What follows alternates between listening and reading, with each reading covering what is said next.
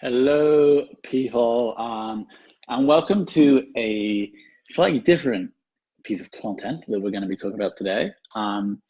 Previously, I focused on, let me get my face up quickly. Previously, I focused on entrepreneurship, or specifically to do with sort of marketing and growth.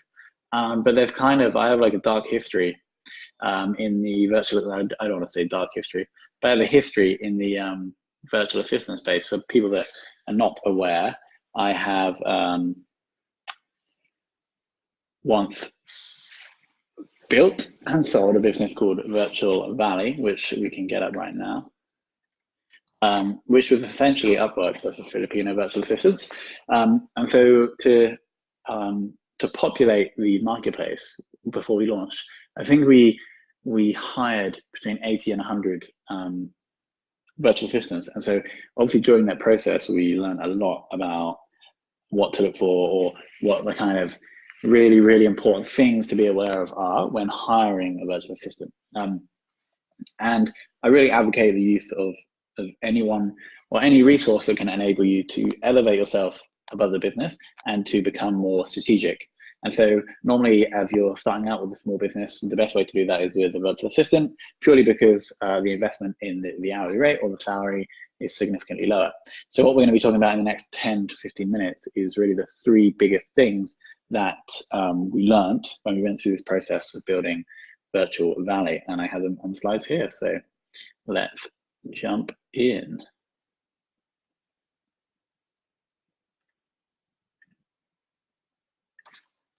Cool. So how to, when it starts. Okay, doesn't want to start. So we'll just run through with the slides like this. So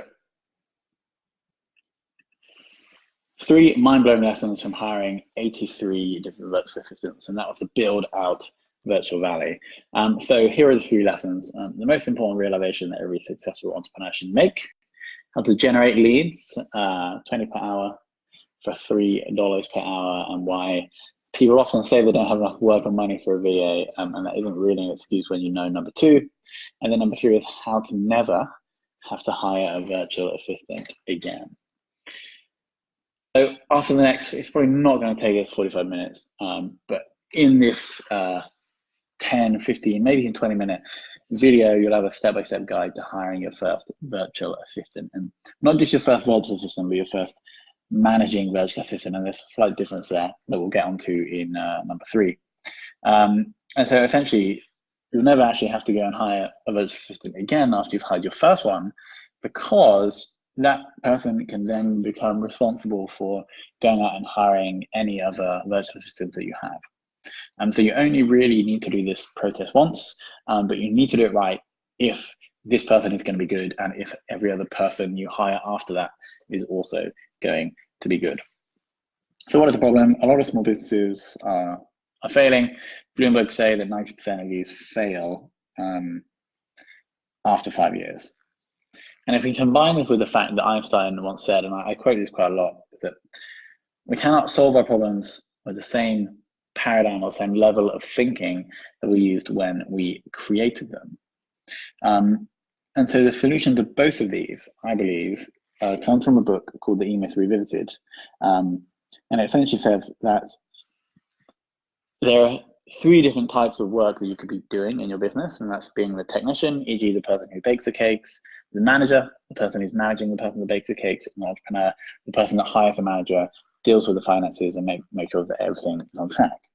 And so essentially, if our business is going to become successful, we have to be spending more time in M and the E sections, because up here we have a better perspective, we can be more strategic, and we're ultimately going to create more value for our customers, and therefore our business is going to be more successful. And so the real solution here is, how can we get all of that manager and technician stuff handled so we can spend more time in the E section being more strategic? And so that's what we're really going to be focusing on here, is how can we lift you up to be spending more time as an M or as an E. So I'm not going to focus much on this slide, because I think a lot of people in here know my journey. I studied chemistry, I spent time in the corporate world, I've spent time building a service business that was Start Consulting, building Virtual Valley, and since then I've shifted into the e-commerce space. All this great stuff has happened along the journey, but I don't think we need to go into all of that right now, as I have mentioned that in multiple other presentations.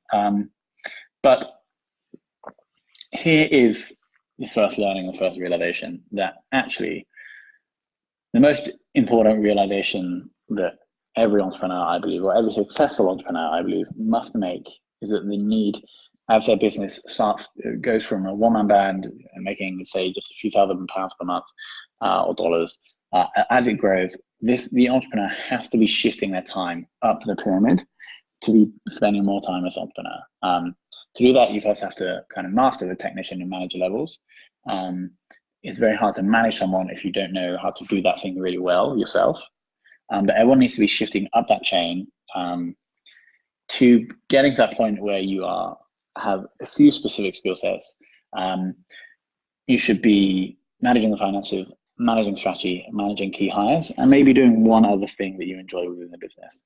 And so ultimately, you really want to be spending like 70 or 80% of your time in the entrepreneur space. A bit of time, like 10, 15% in manager, and maybe 5% in the technician space. Because when we get this, as I said, we're going to be more strategic, we're going to be making better decisions, and we're ultimately going to be able to build a system that creates more value for customers. And then as you have been removed from it, it's also going to be more valuable for anyone to buy if you do decide to sell your business in the future. So the question for you right now is, how much time are you actually spending in each of those different areas? Are you, say, 80% in technician, 10% manager, 10% entrepreneur? Are you 5% technician, 80% manager, 15% entrepreneur? It's really good to be aware of where you are spending time now, so you can then sort of move up and spend more time in those higher levels. So moving on to number 2, how we generate 20 leads an hour every hour for just $3 per hour, and why I don't have enough work or money for VA is never an excuse. So what you see here on the screen is the kind of different areas that we have experience with working with virtual assistants. Essentially, collaboration tools have now made it, or basically, it used to be significantly less efficient to have your team in different places in the world.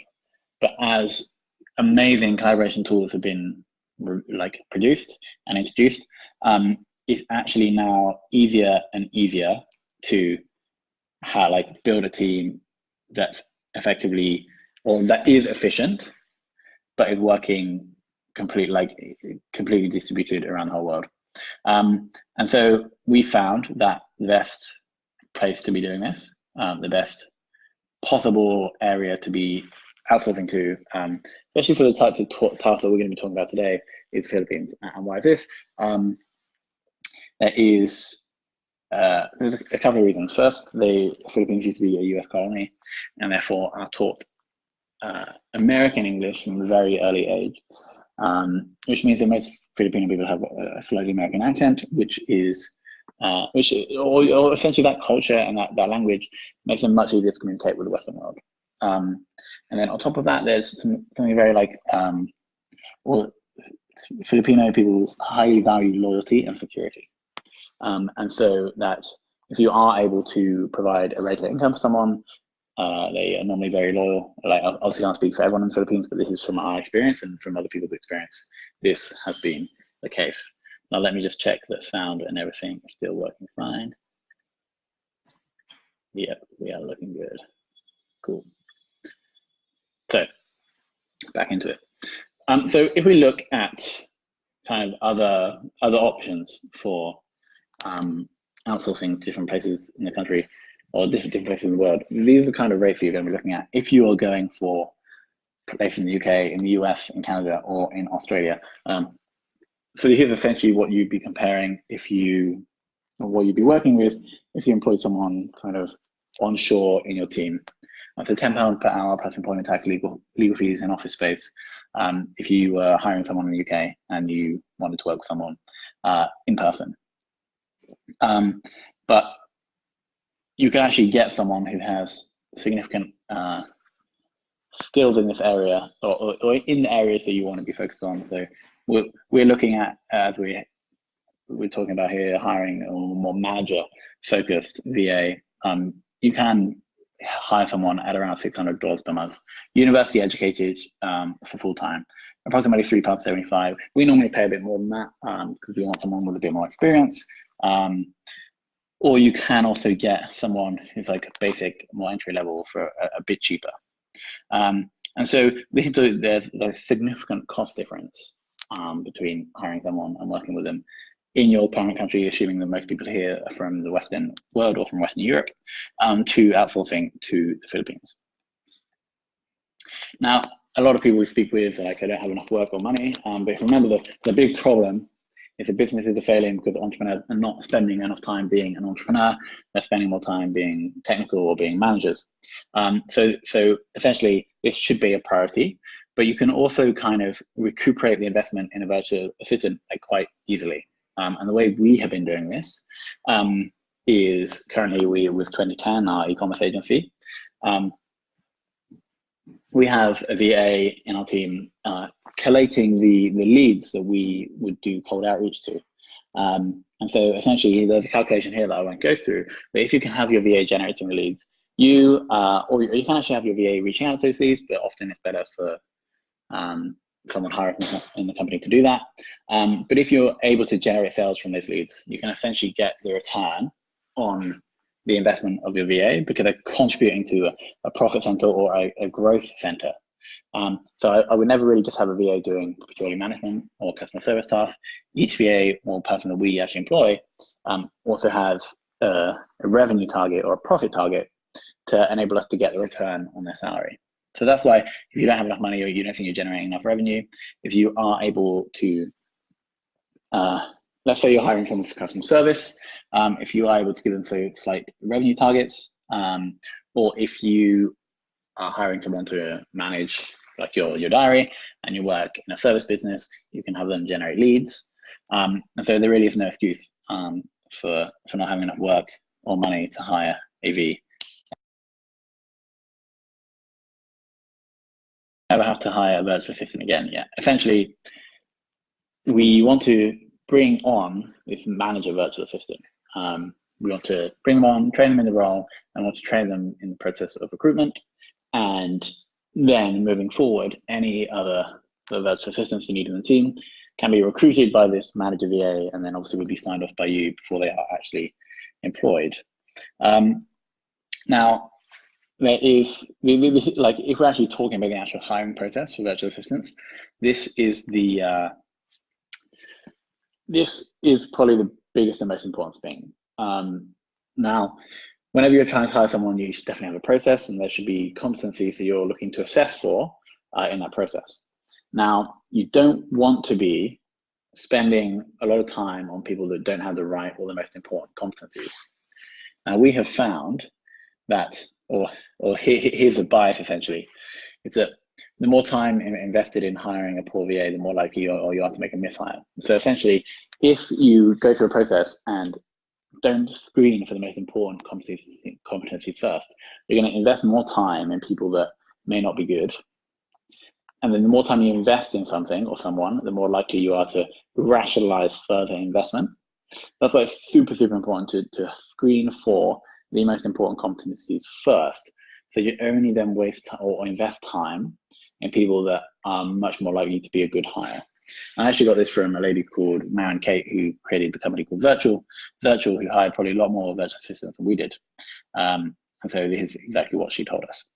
So this is the process that we've been using to hire virtual assistants. First is to create not a job description, but more of a job mission. So really highlight on the reason why your company exists. A great book for this is Start With Why by Simon Sinek. We then screen. So here are the competencies that we were actually screening for our virtual assistants. And then we need to define the process and have those most important competencies at the start. So we found that actually the most important competency for a virtual assistant is actually attention to detail. So we put a test task for this competency, e.g. to detail, right at the start of, let's just see, yeah, right at the start of the process.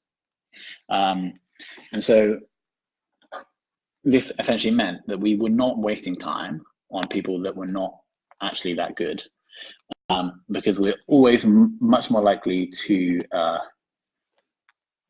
perform a mishire if we invest time in people that are not right for the role. So we put a test task right at the start. It also means that you can essentially get rid of a lot of candidates that are never going to be right. The test task, it takes an hour or so to design a test task, and I can share one at the end of this video.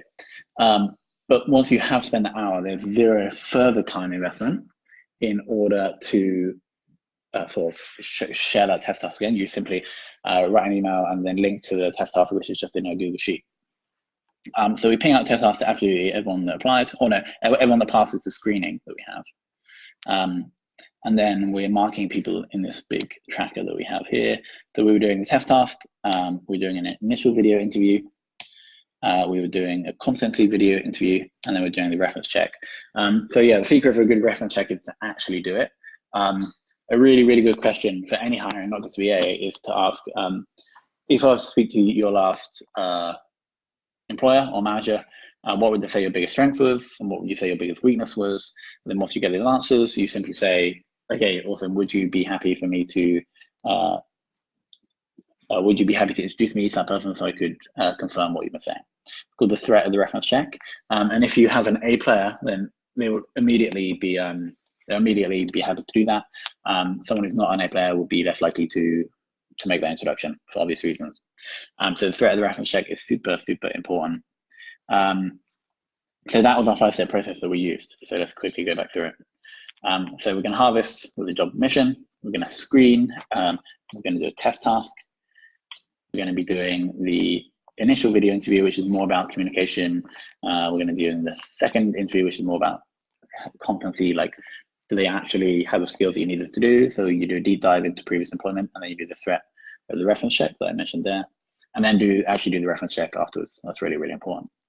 So that's really the step-by-step process. And so once you hire that managing virtual assistant, you can then pass off that process to them, and they can complete that. Maybe you would do the final competency interview, or you do the step 3 interview.